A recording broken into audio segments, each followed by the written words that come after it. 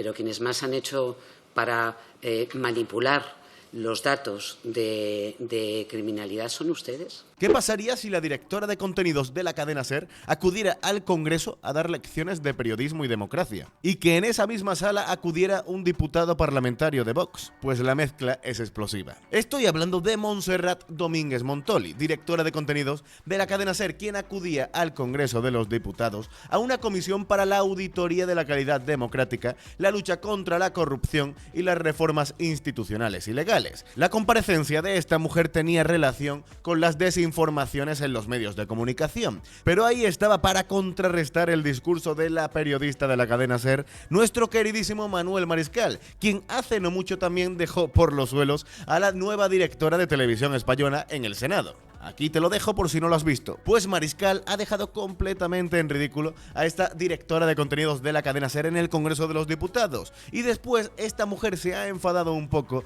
y ha llamado básicamente racistas a los diputados de Vox. Bueno, vamos a reaccionar. Aviso ya de antemano que el vídeo es largo, pero merece muchísimo la pena. Así que dale al botón de me gusta, suscríbete a este canal llamado Mis Crónicas y comenta si crees que la cadena SER es un medio neutral. Es broma, pero comenta.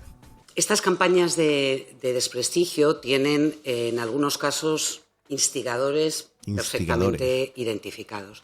En estos días, por desgracia, estamos viviendo ejemplos concretos y muy directos. Y estoy Chiqui Montero. Pensando en un alto cargo, jefe de gabinete de la Presidencia de la Comunidad de Madrid. No se podía saber. Que está señalando a periodistas, difundiendo bulos que se publican de forma obediente, sin ningún tipo de contraste, y amenazando a medios de comunicación. Qué raro que sea la directora de contenidos de la cadena SER. Y que una directora de contenidos de la cadena SER empiece a dar lecciones de bulos. Con esos mimbres, desde algunos púlpitos, se invita y se incita a la violencia contra los periodistas. Pero en otras ocasiones... Y desde la prensa no se incita a nada. Es que esto exactamente, amigos, es lo que más coraje me da de la prensa y de los periodistas. Que estén todo el rato haciéndose las víctimas cuando son los que señalan a ciudadanos normales y corrientes como el novio de Isabel Díaz Ayuso por campañas políticas.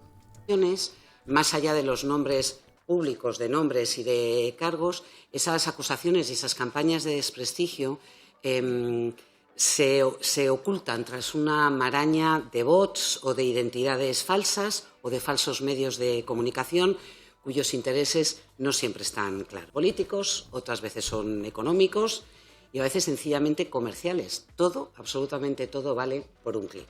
En el centro de todo ello está la opinión pública. La opinión pública es la clave, porque una opinión pública bien formada, crítica y activa es el torrente sanguíneo que mantiene vivas y sanas a las democracias. Pues con medios como el vuestro esto es bastante complicado. El derecho a la libertad de expresión es el que garantiza ese flujo, ese torrente, y la libertad de expresión, que es ese gran logro de las democracias liberales, paradójicamente ampara también a quienes trabajan para destruirla. La táctica consiste básicamente en sembrar desconfianza. Luego se cosecha la irritación, la fatiga, el desinterés. ¿Cómo se nota que sabe del tema? La abstención, la polarización. No es extraño que, según detectaba el informe Reuters que realiza la Universidad de Oxford con muchos medios de comunicación en Europa. Es que lo diga esta mujer que trabaja para un medio donde hay programas como el de Héctor de Miguel, como antiguamente estaba La Vida Moderna, cuyo programa matinal lo presenta Àngels Barceló. Es que esta gente, ¿cómo te puede dar lecciones de neutralidad? Y en Estados Unidos detectara que en los últimos años no ha dejado de crecer lo que llaman ninis informativos, que son personas que ni se interesan por las noticias ni se fían de ellas. Y en una democracia sana y operativa, lo que necesitamos son ciudadanos que sean activos y que se preocupen por entender los asuntos públicos. El oficio periodístico consiste en contar hechos, cosas que están pasando, en contar la vida a nuestro alrededor.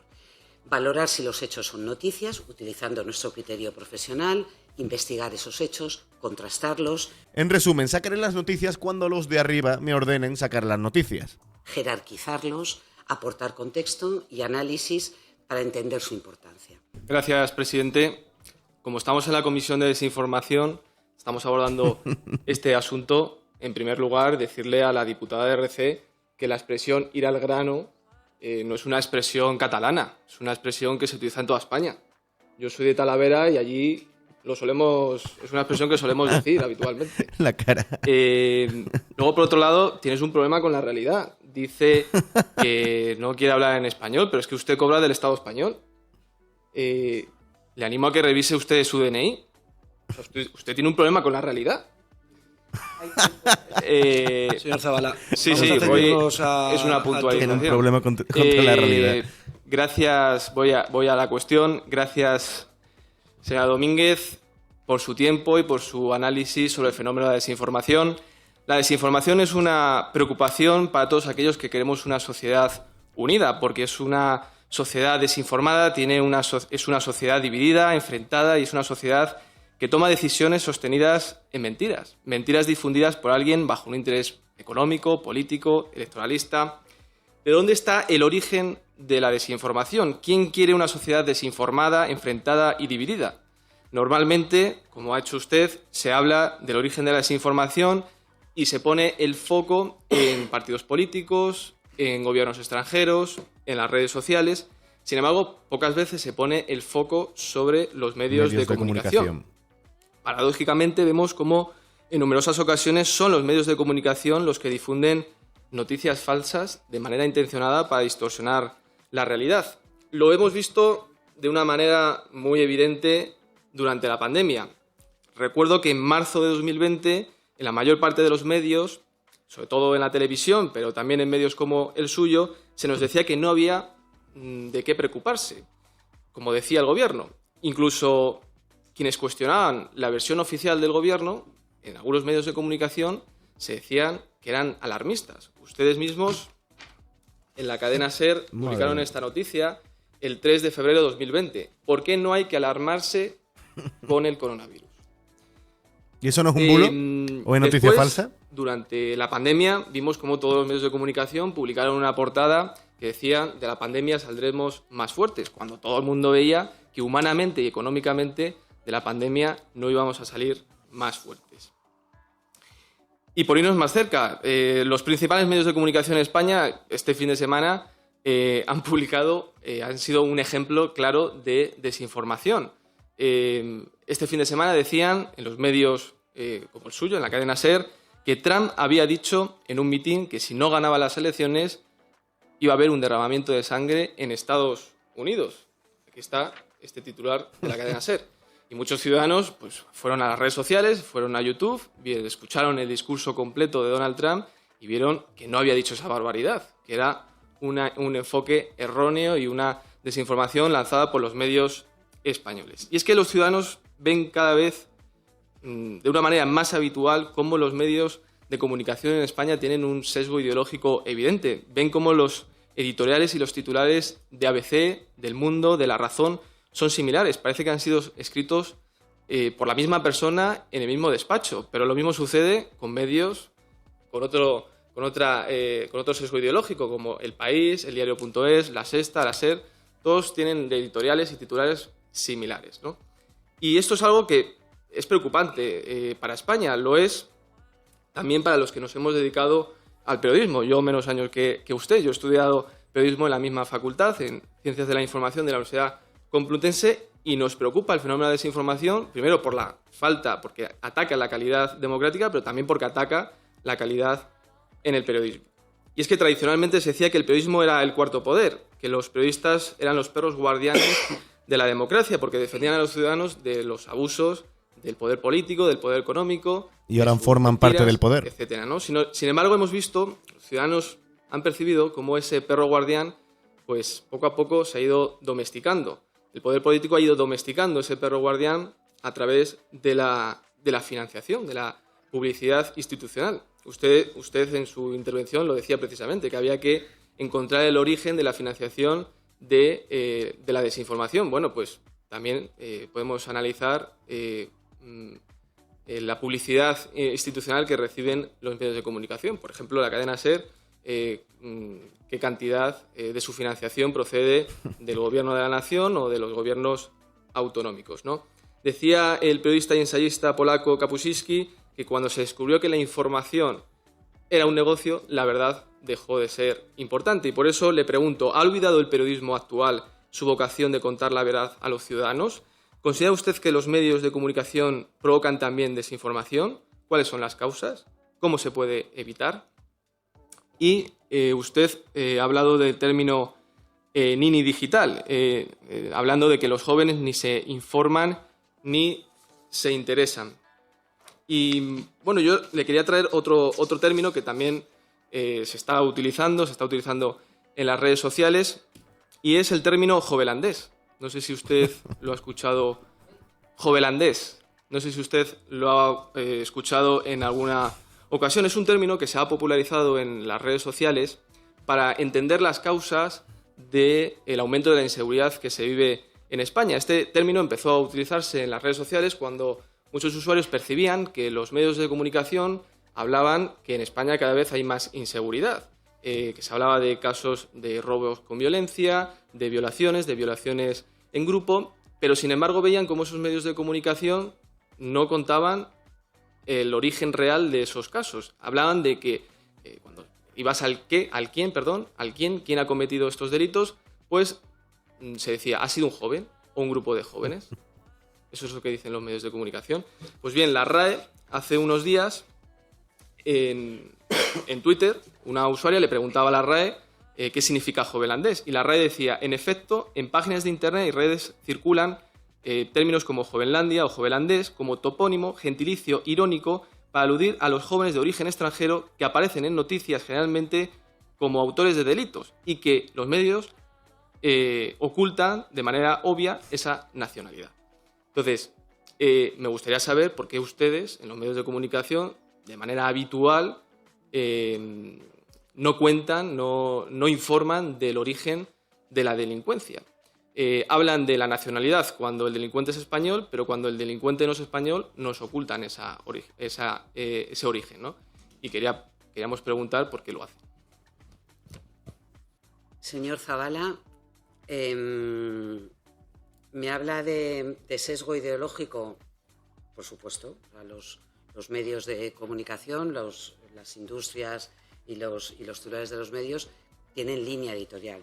¿Tienen sesgo ideológico? Sí, y tienen línea editorial. Bueno, eso es lo que nos hace más fuertes, que podamos encontrar en los medios de comunicación distintas formas de entender y de enfocar Entonces, la realidad y lo que... Esto es una realidad, pero ¿por qué antes estabas diciendo que la población tiene que tener una buena información, sin bulos, sin noticias falsas, para elaborar para tener una buena formación crítica? Entonces, si los medios de comunicación, como me estás diciendo, tienen un claro sesgo político, una línea editorial, entonces, ¿cómo nos podemos fiar de los medios de comunicación? Porque cada medio de comunicación va a ver una noticia de una manera completamente diferente a otro. Entonces, no informáis de la realidad, informáis de vuestra realidad o la realidad que a ustedes os interesa. Yo nunca definiría a la prensa como perro guardián.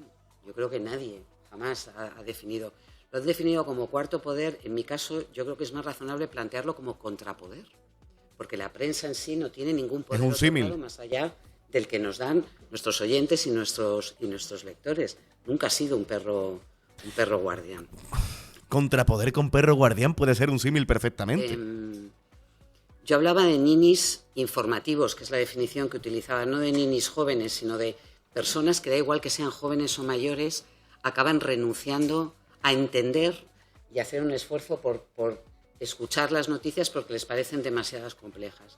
Y creo que en eso ustedes, por ejemplo, han tenido mucho que ver, porque han planteado, por ejemplo, el auge de la inseguridad y de los crímenes en España es falso, no es cierto.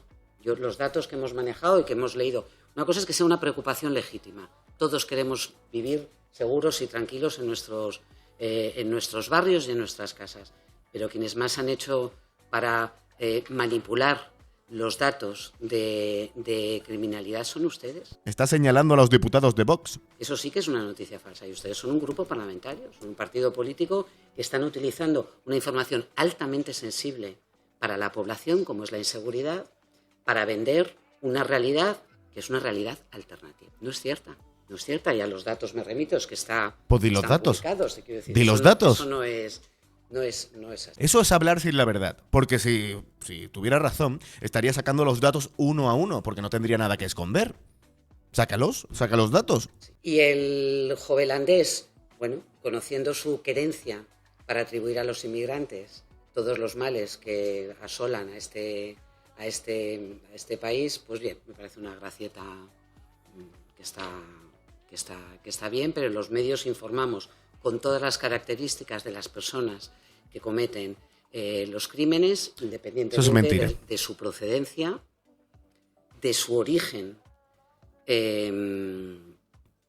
A ver qué me Que invento. además ustedes tienen tendencia a meter en el mismo saco a personas que son plenamente ciudadanos españoles, aunque sean de otros orígenes, es decir, puede ser de segunda, de tercera, de cuarta generación, y tienden a embrollarlo a veces. Lo he comentado antes en la intervención, uno de los efectos que tiene la desconfianza también es sembrar el miedo.